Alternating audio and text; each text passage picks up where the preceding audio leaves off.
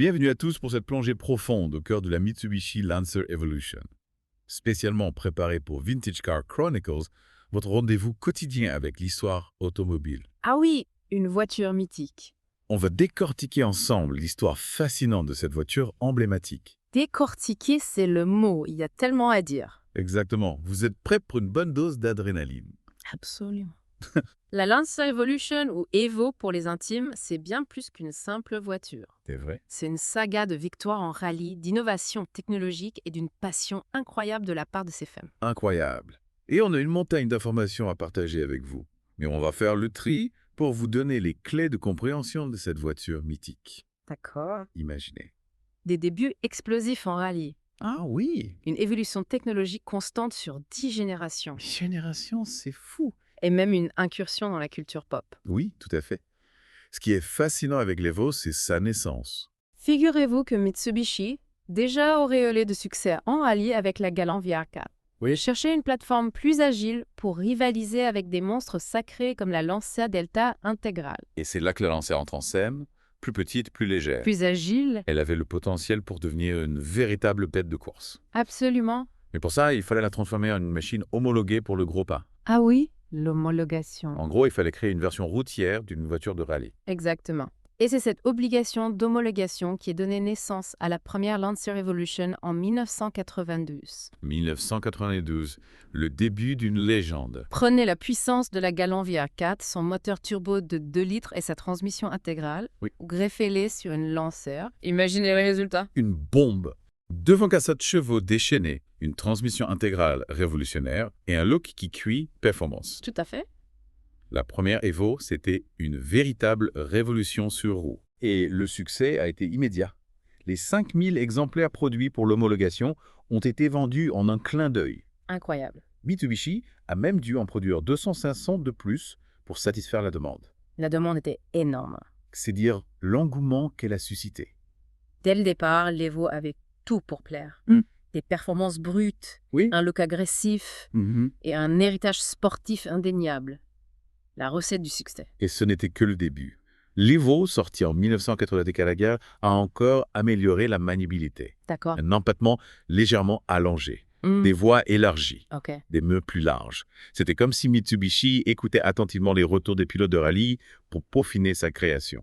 Et cette philosophie, cette écoute des pilotes, Oui, elle a vraiment été au cœur du développement de l'Evo, non? absolument.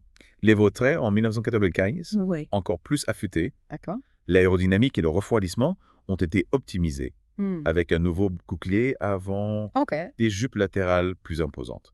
Et un aileron arrière massif. Sans oublier, Sans oublier le moteur qui grimpe à 270 chevaux grâce à un nouveau turbo.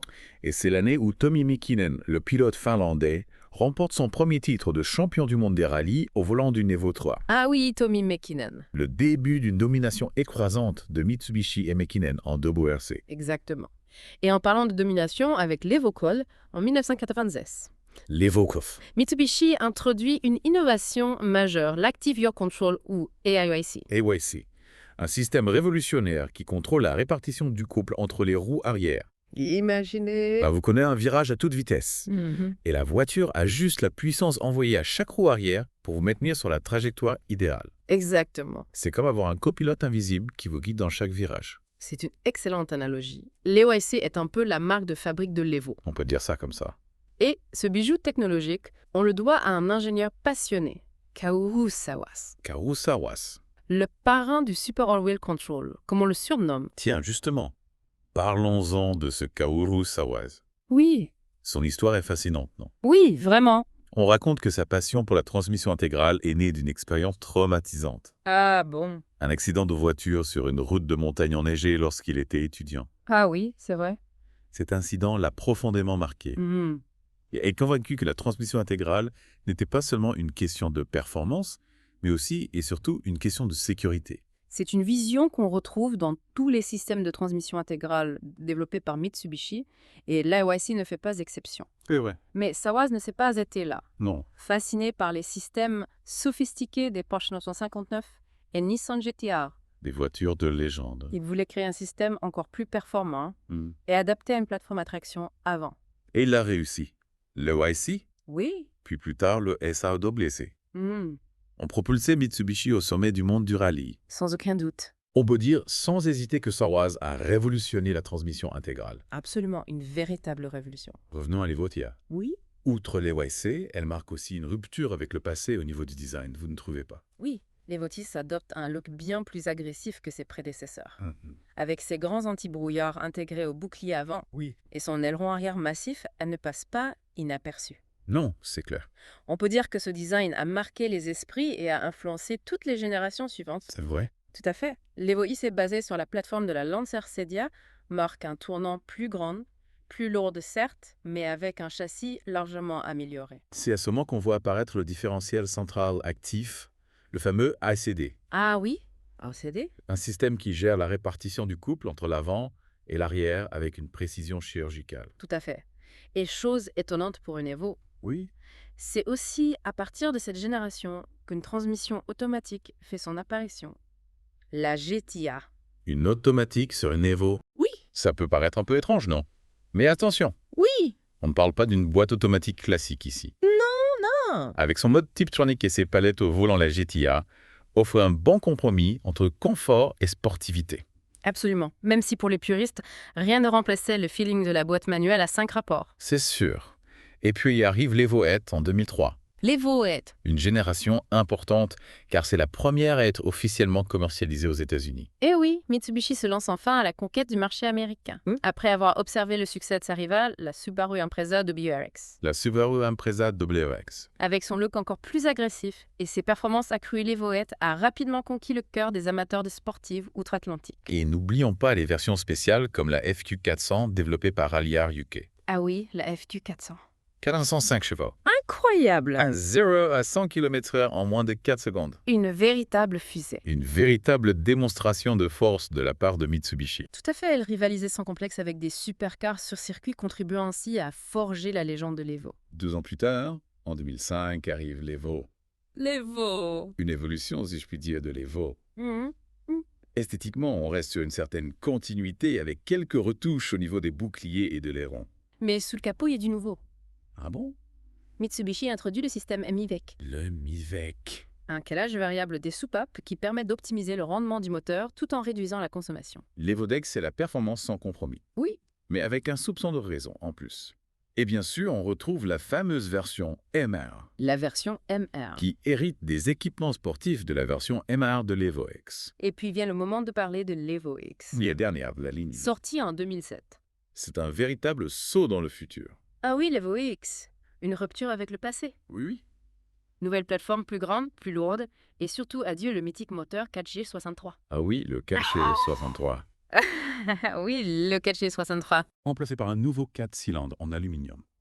Certains puristes ont regretté ce changement, mais il faut admettre que ce nouveau bloc était plus performant et plus moderne. C'est vrai. L'Evo X était une voiture extrêmement aboutie. Mhm. Un châssis ultra rigide, une transmission intégrale SAWC encore plus sophistiquée et une boîte de vitesse à double embrayage d'une efficacité redoutable. Malheureusement, elle n'a pas connu le même succès que ses aînés. Non, c'est vrai. Le marché des berlines sportives était en déclin. Et Mitsubishi a finalement décidé d'arrêter la production de l'Evo en 2016. 2016, la fin d'une époque. La fin d'une époque, l'Evo, c'est une voiture qui a marqué l'histoire automobile.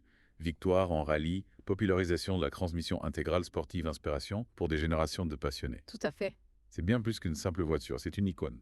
Son héritage se perpétue aujourd'hui à travers les technologies développées par Mitsubishi, comme le SIWC qui équipe désormais plusieurs modèles de la gamme. Une belle façon de rendre hommage à cette voiture exceptionnelle. En parlant d'hommage, saviez-vous que Mitsubishi a fait un retour remorqué en compétition ces dernières années? Ah bon, racontez-moi ça. Eh bien, en 2022, Mitsubishi a remporté l'Asian Cross Country Rally avec son pick-up Triton et ils ont récidivé en 2023. Incroyable. C'est un signe que Mitsubishi n'a pas oublié ses racines sportives et qu'ils ont encore soif de victoire. Espérons et continuons sur cette lancée. Qui sait, on verra peut-être un jour l'Evo renaître de ses cendres. Ce serait un rêve. Imaginez une Evo électrique avec toute l'expertise de Mitsubishi en matière de transmission intégrale. Ah oui, une voiture qui allierait performance et respect de l'environnement, elle serait fantastique. Mais pour l'instant, ce n'est qu'un doux rêve. En attendant, on peut toujours se replonger dans l'histoire glorieuse de l'Evo. On a parlé des grandes lignes, Oui. mais chaque génération mérite qu'on s'y attarde un peu plus. Par exemple, prenons l'Evo. L'Evo. Lancée en 1992, c'était une voiture révolutionnaire pour l'époque. Ah oui. Elle reprenait la motorisation et la transmission intégrale de la Galant VR4. Mais dans un format plus compact et plus léger. Une voiture brute radicale sans compromis, pas aussi sophistiquée que les générations suivantes, mais avec un caractère bien trempé. Et quel succès! Les 5000 exemplaires produits pour l'homologation en groupe A ont été vendus en un rien de temps et Mitsubishi a dû en produire 2500 de plus pour répondre à la demande. Dès le départ, l'Evo a su séduire les passionnés. Et ce succès s'est confirmé avec l'Evo Trasso sorti en 1994. L'Evo tue. Quelques améliorations au niveau du châssis et de la suspension, mais l'esprit de la première Evo était bien présent. Une Evo optimisée en quelque sorte. Plus efficace, plus précise, mais toujours aussi sauvage. Et puis vient l'Evo Tru en 1995 avec un design plus agressif.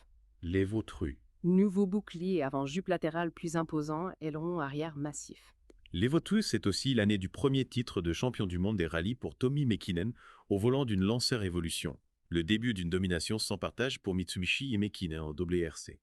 Et avec l'Evo Tris en 1996, on entre dans une nouvelle dimension. Ah oui, l'Evo 4. Le système AYC fait son apparition, le design devient encore plus radical et la voiture se transforme en véritable arme sur les spéciales de rallye. L'Evo 4 marque une rupture avec le passé. Plus performante, plus technologique, elle annonce l'arrivée d'une nouvelle ère pour l'Evo. Une ère qui se poursuit avec l'Evo. L'Evo 6, l'Evo T, Saibi Orvi, apportant son lot d'améliorations et de nouveautés. C'est ce qui est fascinant avec l'Evo. Oui, Une évolution constante, une quête incessante de la performance. Une philosophie qui se retrouve dans chaque génération jusqu'à l'Evo X. l'Evo c'est une voiture qui n'a jamais cessé de progresser, de se perfectionner. Et c'est ce qui fait d'elle une légende. Absolument. On pourrait parler de l'Evo pendant des heures. Il y a tellement de choses à dire sur cette voiture. Tiens, en parlant de ça, j'ai une question pour vous. Parmi toutes ces générations d'Evo, vous avez une préférée? Ah, c'est une question difficile. Chaque génération a son propre charme, ses particularités. C'est... Mais si je devais vraiment choisir une aviron, Mhm. j'aurais un faible pour l'Evo SFA. Tommi Mäkinen Edition. Excellent choix.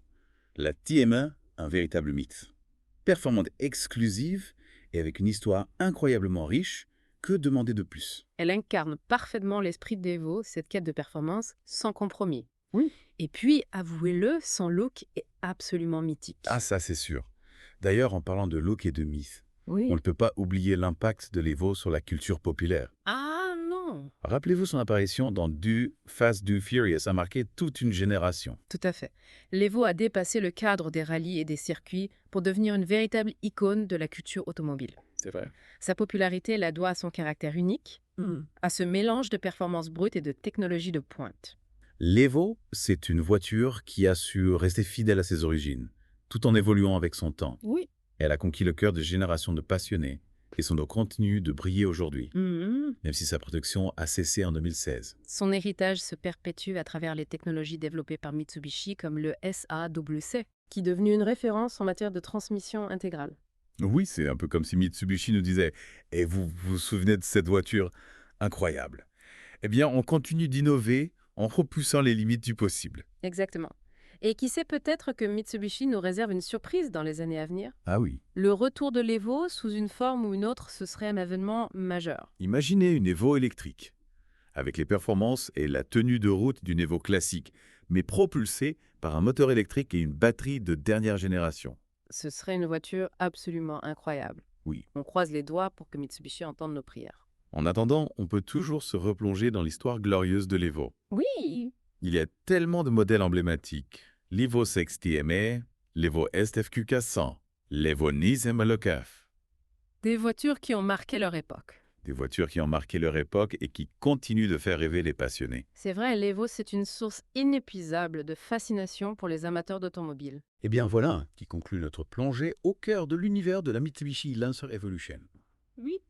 J'espère que vous avez apprécié ce voyage à travers l'histoire de cette voiture mythique. Merci de nous avoir suivis.